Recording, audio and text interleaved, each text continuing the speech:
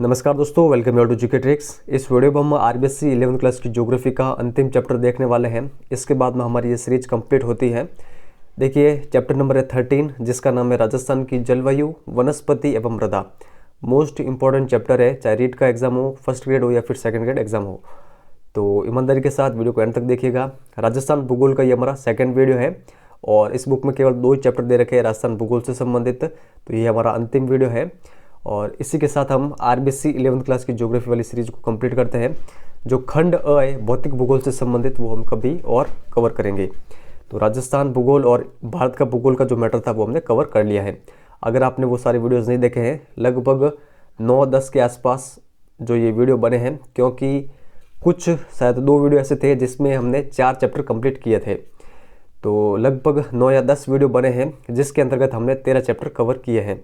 तो आप चैनल को विजिट करके देख सकते हैं। अदरवाइज मैंने इसके लिए अलग से प्लेलिस्ट बना रखी है आरबीएससी 11th क्लास की ज्योग्राफी की, उसको विजिट करके आप सारे वीडियोस देख सकते हैं। तो चलिए इस वीडियो की शुरुआत करते हैं क्वेश्चन नंबर फर्स्ट से। तो हमारा फर्स्ट क्वेश्चन है, राजस्थान की जलवायु है। तो राजस्थान की जलवायु किस प्रकार की है? देखिए, यहाँ पर हमारा करेक्ट आंसर होगा ऑप्शन नंबर सेकेंड, शुष्क से उपाद्र मानसूनी जलवायु। तो ये आप ध्यान रखिएगा, ये राजस्थान की जलवायु है। आगे देखते हैं, राजस्थान की जलवायु को प्रभावित करने वाले कारक है समुद्र तल से ऊंचाई, समुद्र से दूरी, अक्षांशीय स्थिति, मिट्टी की संरचना, वनस्पति का आवरण, अरावली पर्वत की स्थिति व दिशा, या फिर सभी।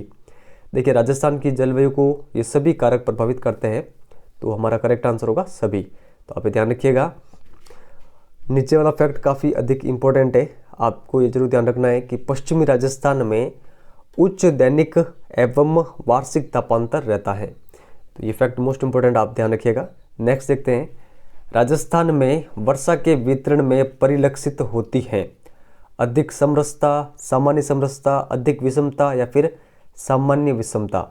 देखिए, करेक्ट आंसर होगा ऑप्शन नंबर थर्ड, राजस्थान में वर्षा के वितरण में अधिक विषमता परिलक्षित होती है। तो आप ध्यान रखिएगा, क्योंकि कई पर तो काफ़ी अधिक वर्षा होती है और कई पर न के बराबर। तो आप ध्यान रखिएगा। लू क्या है? तो आप सभी को पता होगा, ग्रीष्म ऋतु में प्रचंड शुष्क और गर्म वायु जो चलती है उसे कहा जाता है लू।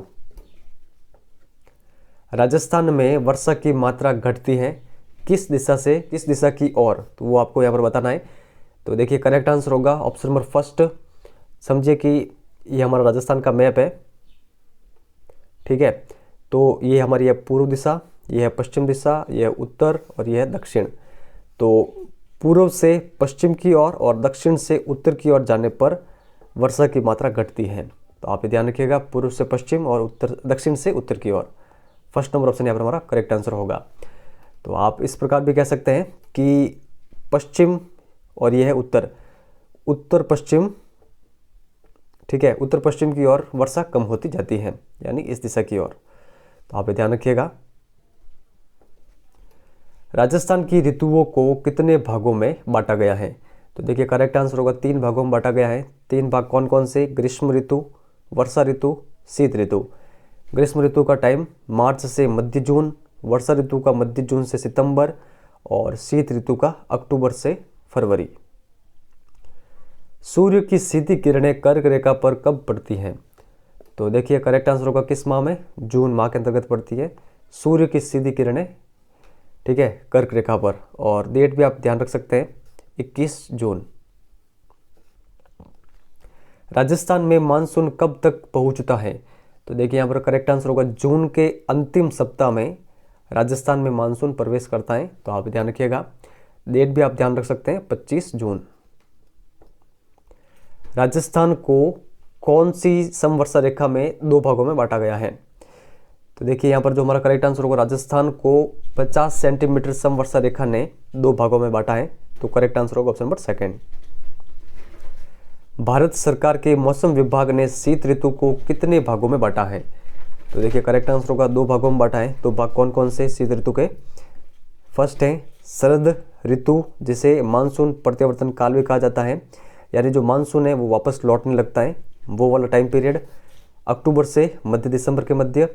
और एक है शुष्क शीत ऋतु, जो कि मध्य दिसंबर से फरवरी तक चलती है। तो ये फैक्ट आप ध्यान रखिएगा। किस माह में पश्चिम से आने वाले शीतोष्ण चक्रवातों द्वारा राज्य में 2 से 3 बार मावठ की रूप में हल्की वर्षा होती है? तो ये किन महीनों में होती है? देखिए करेक्ट आंसर होगा ऑप्शन नंबर 3, दिसंबर जनवरी के अंतर्गत। तो आप ये ध्यान रखिएगा। और इस मावठ से जो राजस्थान का उत्तरी भाग है, उत्तरी पश्चिमी, वो सर्वाधिक लाभान्वित रहता है। तो आप ये ध्यान रखिएगा। और यह वर्षा रबी की फसल के लिए वरदान है, मावठ। तो आप ध्यान रखिएगा। आगे यहाँ पर तापमान वर्षा के आधार पर राजस्थान को कितने मुख्य जलवायु प्रदेशों में बांटा गया है? तो देखिए करेक्ट आंसर होगा 4 भागों में बांटा गया है। 4 भाग कौन कौन से? शुष्क प्रदेश, अर्ध शुष्क प्रदेश, आर्द्र जलवायु प्रदेश, अति आर्द्र जलवायु प्रदेश। तो आप ध्यान रखिएगा। राजस्थान के शुष्क प्रदेश में वर्षा कितनी होती है? तो देखिए मुख्य रूप से 4 भागों में बांटा गया है जलवायु को। जो शुष्क प्रदेश है इसमें वर्षा होती है 25 सेंटीमीटर से कम। फर्स्ट नंबर ऑप्शन यहाँ पर हमारा करेक्ट आंसर होगा। तो आप ध्यान रखिएगा। यह जलवायु जैसलमेर, बाड़मेर और बीकानेर में पाई जाती है, शुष्क जलवायु। ठीक है, तो आप ध्यान रखिएगा। शुष्क जलवायु प्रदेश और अरावली के पश्चिम में कौन सा प्रदेश फैला हुआ है? तो कौन सा जलवायु प्रदेश फैला हुआ है? देखिए करेक्ट आंसर होगा अर्ध शुष्क प्रदेश। सेकंड नंबर यहाँ पर करेक्ट आंसर होगा। और इस प्रदेश में वर्षा कितनी होती है? 25 से लगाकर 45 सेंटीमीटर के मध्य वार्षिक वर्षा होती है। निम्न में से कौन सा जिला आर्द्र जलवायु प्रदेश में नहीं आता? अलवर, भरतपुर, धौलपुर, सवाई माधोपुर, टोंक, बूंदी, राजसमंद, उत्तरी चित्तौड़गढ़, झालावाड़, बांसवाड़ा। देखिए आर्द्र जलवायु प्रदेश में नहीं आते हैं झालावाड़ और बांसवाड़ा। बाकी जितने भी जिले दे रखे हैं ये सभी आते हैं आर्द्र जलवायु के अंतर्गत। जो आर्द्र जलवायु प्रदेश है इसमें वर्षा होती है 50 से लगाकर 75 सेंटीमीटर के मध्य। कौन सा जिला अति आर्द्र जलवायु प्रदेश में नहीं आता? कोटा, बारा, झालावाड़, बांसवाड़ा, डूंगरपुर, सिरोही, उदयपुर, चित्तौड़गढ़, जयपुर, टोंक। देखिए करेक्ट आंसर होगा अति आर्द्र जलवायु प्रदेश में जयपुर और टोंक जिले नहीं आते हैं। बाकी जितने भी दे रखे हैं ये सभी आर्द्र जलवायु प्रदेश के अंतर्गत आते हैं। और इन क्षेत्रों में जो वर्षा होती है वो होती है 75 सेंटीमीटर से अधिक। तो ये सारे फैक्ट आप ध्यान रखिएगा। मरुस्थल का कल्प वृक्ष कहलाता है? तो देखिए खेजड़ी को मरुस्थल का कल्प वृक्ष कहते हैं। कौन सी घास दुधारू पशुओं के लिए बहुत उपयोगी होती है? देखिए यहाँ पर करेक्ट आंसर होगा ऑप्शन नंबर 2, धामण घास। धरातलीय स्वरूप, जलवायु व मिट्टी की भिन्नता के कारण राजस्थान में भौगोलिक दृष्टि से कितने प्रकार के वन मिलते हैं? तो देखिए 3 प्रकार के वन मिलते हैं।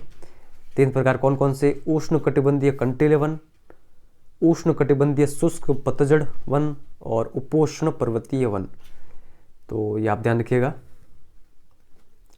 शुष्क सागवान वनों का विस्तार है। देखिए मोस्ट इंपॉर्टेंट प्रश्न है, ध्यान रखिएगा आप। शुष्क सागवान वनों का विस्तार है उदयपुर, डूंगरपुर, झालावाड़, चित्तौड़गढ़ और बारां जिले में। तो सभी हमारा करेक्ट आंसर होगा। और इन वनों का जो विस्तार है वो दक्षिणी राजस्थान में अधिक है, सागवान वनों का, शुष्क सागवान वनों का। कौन सा वृक्ष गोंद का अच्छा स्रोत है? देखिए जो सालर वृक्ष है ये गोंद का अच्छा स्रोत है।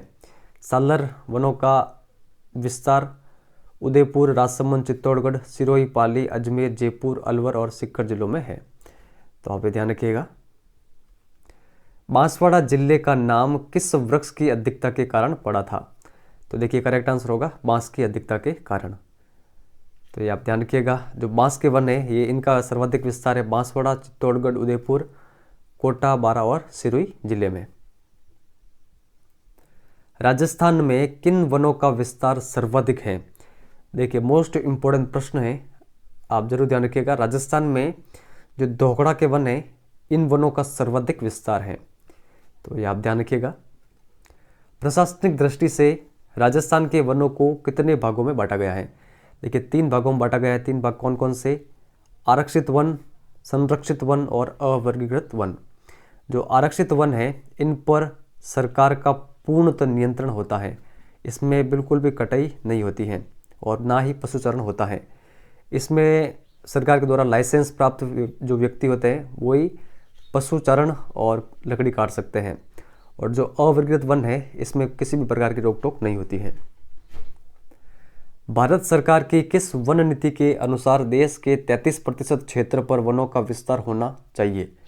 तो ये वन नीति कौन सी है भारत सरकार की? ये है 1952 की वन नीति। तो आप ध्यान रखिएगा। और इसी वन नीति के अनुसार पर्वतीय क्षेत्रों में कितने प्रतिशत वन होने चाहिए? 65%। और मैदानी क्षेत्रों में 20% तक वन होने चाहिए। मिट्टी भूपृष्ठ पर मिलने वाले असंगठित पदार्थों की वह ऊपरी परत है जो मूल चट्टानों व वनस्पति के योग से बनती है। तो मिट्टी की यह परिभाषा किनके द्वारा दी गई थी?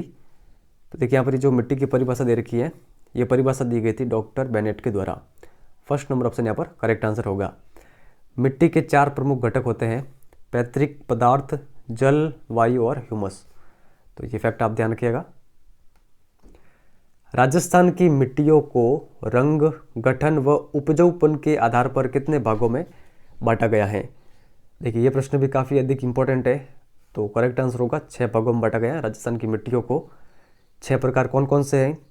मरुस्थलीय मिट्टी, लाल पीली मिट्टी, लेटेराइट मिट्टी, मिश्रित लाल व काली मिट्टी और कच्छारी मिट्टी। तो ये 6 भाग है राजस्थान की मिट्टियों के। लाल पीली मिट्टी का विस्तार किन जिलों में है? सवाई माधोपुर, सिरोही, राजसमंद, उदयपुर, पश्चिमी भीलवाड़ा या फिर सभी? देखिए करेक्ट आंसर होगा ऑप्शन नंबर 4, इन सभी जिलों में लाल पीली मिट्टी का विस्तार है। तो ये आप ध्यान रखिएगा। और लाल पीली मिट्टी किसकी कृषि के लिए उपयोगी है? मूंगफली और कपास। लेटेराइट मिट्टी का विस्तार है डूंगरपुर, मध्य उदयपुर, दक्षिणी राजसमंद या फिर सभी? देखिए करेक्ट आंसर होगा सभी। और जो लेटेराइट मिट्टी है, इसमें जो राजस्थान में ये लेटेराइट मिट्टी पाई जाती है, इसमें अधिकतर खेती की जाती है मक्का, चावल और गन्ने की। तो ये फैक्ट आप ध्यान रखिएगा। मिश्रित लाल व काली मिट्टी के संबंध में असत्य कथन है, तो कौन सा है वो देखना है। यह बांसवाड़ा, पूर्वी उदयपुर, डूंगरपुर, चित्तौड़गढ़, भीलवाड़ा जिले में मिलती है। चूना, नाइट्रोजन, फास्फोरस की कमी पाई जाती है। इसमें चिक्का की अधिकता पाई जाती है। यह अन्न उपजाऊ मिट्टी है जिसमें कपास, गन्ना और मक्का की खेती की जाती है। तो यहाँ पर कौन सा कथन असत्य है? देखिए कथन असत्य है ऑप्शन नंबर 4, जो मिश्रित लाल और काली मिट्टी है ये एक उपजाऊ मिट्टी है, ना कि अनउपजाऊ मिट्टी। इस कारण यह कथन गलत हुआ है। बाकी सारे फैक्ट सही है। और इसमें कपास, गन्ना और मक्का की खेती की जाती है, ये भी कथन, ये पीछे वाला कथन सही है। तो आप ध्यान रखिएगा। राजस्थान में काली मिट्टी कहाँ पर पाई जाती है? देखिए करेक्ट आंसर होगा राजस्थान में जो काली मिट्टी है वो दक्षिण पूर्व राजस्थान में मिलती है, यानी हाड़ौती प्रदेश के अंतर्गत। तो आप ध्यान रखिएगा। जो ये काली मिट्टी है इसमें किसकी पैदावार अच्छी होती है हाड़ौती प्रदेश में? तो गन्ना है, धनिया, चावल, सोयाबीन। तो ये फैक्ट आप ध्यान रखिएगा। कच्छारी मिट्टी कहाँ पर पाई जाती है? तो देखिए करेक्ट आंसर होगा कच्छारी मिट्टी पाई जाती है उत्तरी और पूर्वी राजस्थान में। तो आप ध्यान रखिएगा। यह एक प्रकार की उपजाऊ मिट्टी है जिसमें गेहूं, सरसों, कपास और तंबाकू बोया जाता है। तो आप ध्यान रखिएगा। इन सभी फसलों के लिए काफ़ी उपयोगी मिट्टी है कच्छारी मिट्टी। निम्न में से किसे रेंगती मृत्यु भी कहते हैं? तो रेंगती मृत्यु किसे कहा जाता है? बाढ़ को, मृदा अपरदन को, सुनामी को या फिर आंधी तूफान को? देखिए रेंगती मृत्यु कहा जाता है मृदा अपरदन को। सेकंड नंबर यहाँ पर करेक्ट होगा। निम्न में से कौन सा जिला नालीनुमा अपरदन से ग्रसित नहीं है? कोटा, सवाई माधोपुर, धौलपुर या फिर जैसलमेर? देखिए करेक्ट आंसर होगा ऑप्शन नंबर 4, जैसलमेर नालीनुमा अपरदन से ग्रसित नहीं है। ये तीनों जिले नालीनुमा जो अपरदन है, जो कि चंबल नदी के किनारे काफ़ी अधिक होता है, तो ये जिले इनसे अधिक प्रभावित हैं। मरुस्थलीय मिट्टी का विस्तार है, तो करेक्ट आंसर होगा पश्चिमी राजस्थान में। मिट्टी में नाइट्रोजन की कमी को दूर करने के लिए कौन सी फसलें बोनी चाहिए? व्यापारिक फसलें, धान की फसलें, दालों वाली फसलें या फिर कोई नहीं? देखिए जो दालों वाली फसलें होती है वो नाइट्रोजन की कमी को दूर करने के लिए बोनी चाहिए। थर्ड नंबर ऑप्शन यहाँ पर सही आंसर होगा। तो देखिए फ्रेंड्स, यहाँ पर हमारी ये सीरीज कंप्लीट होती है। लास्ट जो हमारा चैप्टर था उसमें थोड़ी सी मिस्टेक हुई थी, तो उसको करेक्ट करना काफ़ी ज़रूरी है। राजस्थान की जो देखिए अक्षांशीय स्थिति है, मैंने आपको बताया था, क्योंकि टाइपिंग में थोड़ी मिस्टेक हो गई थी, वहाँ पर मैंने आपको बता दिया था 23 डिग्री 30 मिनट, जबकि वो 30 मिनट ना होकर 23 डिग्री 3 मिनट है। तो वो आप थोड़ा सा ध्यान रखिएगा। 23 डिग्री 3 मिनट से उत्तर से 30 डिग्री 12 मिनट उत्तरी अक्षांश। तो ये फैक्ट आप थोड़ा सा ध्यान रखिएगा, ये वाला सही होगा। अब आपको कमेंट वर्क आपका ये है, कौन सी नदी खमनोर पहाड़ी से निकलकर सवाई माधोपुर के रामेश्वर स्थान पर चंबल में मिल जाती है? तो ये आपका क्वेश्चन है कमेंट वर्क के लिए। ऑप्शन है आपके सामने बाणगंगा, पार्वती, काली सिंध या फिर बनास। अगर आपको सही आंसर आता हो तो कमेंट सेक्शन में आप लिख कर बता सकते हैं। और हमारी ये सीरीज यहाँ पर कंप्लीट होती है। तो देखिए मैं आपको जो हमारा नेक्स्ट शेड्यूल होने वाला है वो यहाँ पर बता देता हूँ। तो देखिए अभी हम रीट 2022 के लिए राजस्थान जो जीके हैं, राजस्थान जीके एक बार वापस रिवाइज करने वाले हैं। जो भी स्टूडेंट पढ़ना चाहे पढ़ सकता है, जिनको रुचि हो वो पढ़ सकते हैं, क्योंकि मैंने कभी भी किसी के साथ फोर्सफुली दबाव नहीं डाला है कि आपको पढ़ना ही पढ़ना है। आप मेरी ये विशेषता, रीट 2021 से पहले भी मेरी यही विशेषता थी कि किसी पर जोर नहीं डालना है, जिसको पढ़ना होगा वो पढ़ लेंगे। अधिकतर स्टूडेंट वे जो मुझ पर विश्वास नहीं करते थे और आरबीएससी की पुस्तकों पर विश्वास नहीं करते थे, अगर उनकी वास्तविक स्थिति में आपको बता दूं, उनके 110 के आसपास या फिर 115 के आसपास अंक बने हैं। इससे अधिक अंक ही नहीं आए उन्हें, और किसी के आगे होंगे तो 125 एंडिंग है।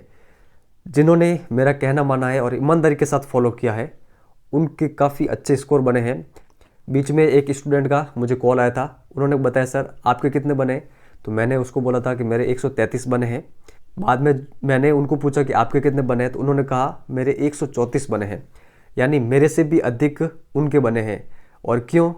क्योंकि देखिए मुझे तो काफ़ी कम समय मिलता है, क्योंकि 4 से लगाकर 6 घंटे वीडियो को PDF का मैटर कलेक्ट करने में और वीडियो बनाने में और उसके अपलोडिंग में लग जाते हैं, और केवल एक ही चैप्टर इस टाइम पीरियड के अंदर मेरा कवर होता है।